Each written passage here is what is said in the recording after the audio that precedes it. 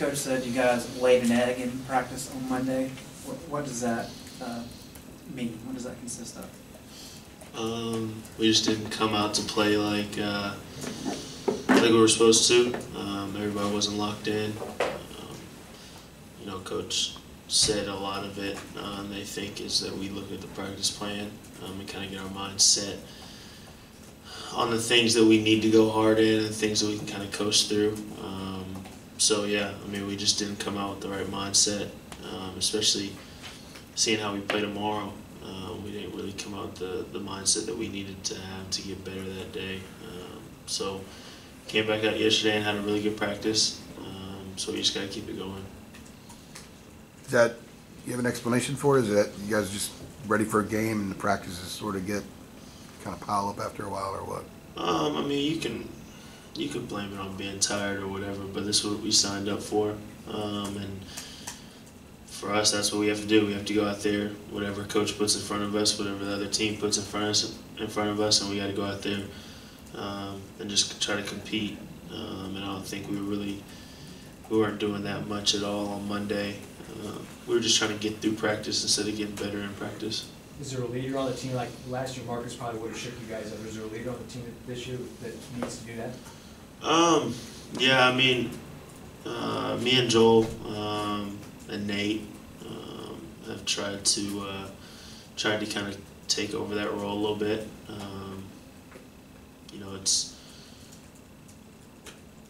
for right now. I'd probably say those three guys, but everybody respects everybody.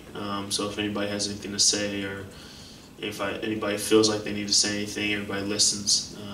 But I think for the most part, kind of those three guys. I'm assuming it's not easy taking on that role because Marcus last year was such a vocal leader, or am I wrong on that?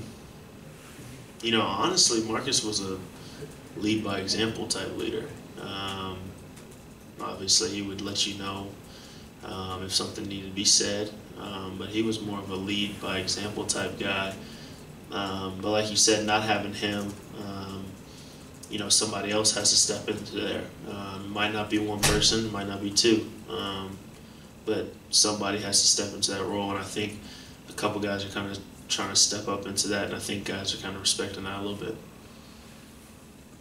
Is it about time that you play a game now? Does it get to the point where the practices drag on so long, you guys just kind of chomp at the bit to get out there and play a real game? I think this is practice 28 or 29, so we've been ready to play for about a week and a half now. But, I mean, it always takes that preparation for the freshmen, to kind of build that chemistry with even the guys that are there, getting back out there into the system together. But, I mean, we'll definitely be ready to play another team tomorrow and something that actually counts. Roy obviously has his new knee, and you guys had a great year last year. Do you sense any kind of renewed energy with him, or is it kind of the same old with him? He's definitely been in a better mood other than Monday and up until 3:30 of yesterday. But, honestly, I can kind of sense more of an intensity with Coach. I think kind of having that taste of success drives him, and honestly should drive all of us to try to get back there. But he's definitely, you can kind of tell he's in a little bit of a happier, upbeat type mood. You guys bring that up a lot. Last year, I know we asked you that weeks ago at the start of practice, but now 4 or 5 weeks into it, are you still talking a lot about how things ended? We talk about the fact that we made it there and how we want to make it back there again, but we don't necessarily talk about, the game itself. And I think that's kind of how everybody wants to keep it, but still having that as motivation. What will it be like without Coach, just announced that Coach Robinson wouldn't be making the trip? What will it be like, huddles be like without him being there on the sideline? Well, that's new news to me.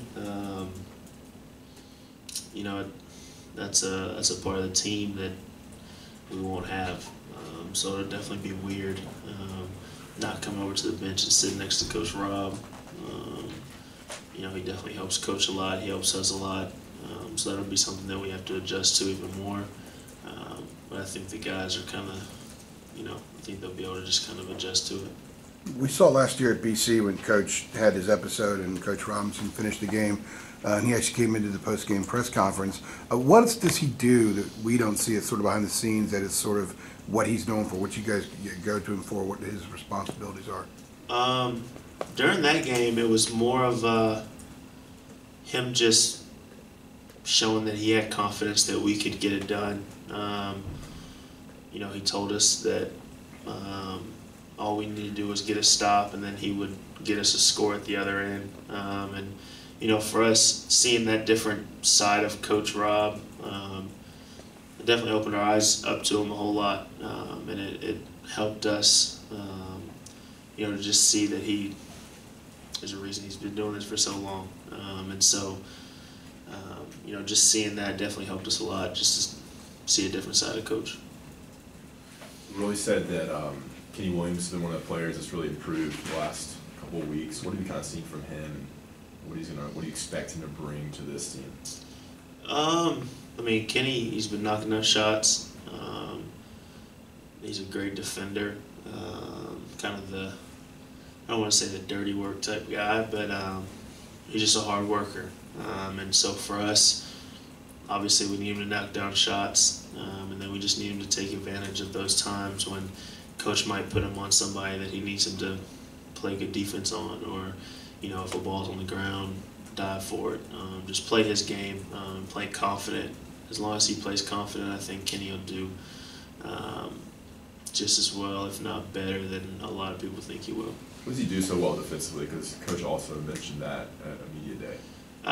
He does a great job getting in the passing lanes, which is a big part of our defense. And then on the ball, he just moves his feet. Not many guys can really get past him. We give him a hard time about him fouling all the time. But he's a great defender. So if he can translate that into a game against another opponent, I think that'll really help us a lot. Theo has been described as y'all's energy guy. In his absence, in the meantime, who do you think that guy is right now? Energy guy, honestly, it's got to be all of us. Like you said, Theo is never running short, whether he slept 2 hours the night before, 12 hours the night before. He's never running short of energy. But not having that with us right now, I think everybody has to come together. Like I said, Kenny could be that energy guy, just by how hard he works. But I think, talk to Coach Davis, and I think there's certain guys and a lot of guys that can end up being that guy together. So I think everybody has to kind of pull into that. Anything else? Thank you. Thanks, Justin. Thanks, Jeff.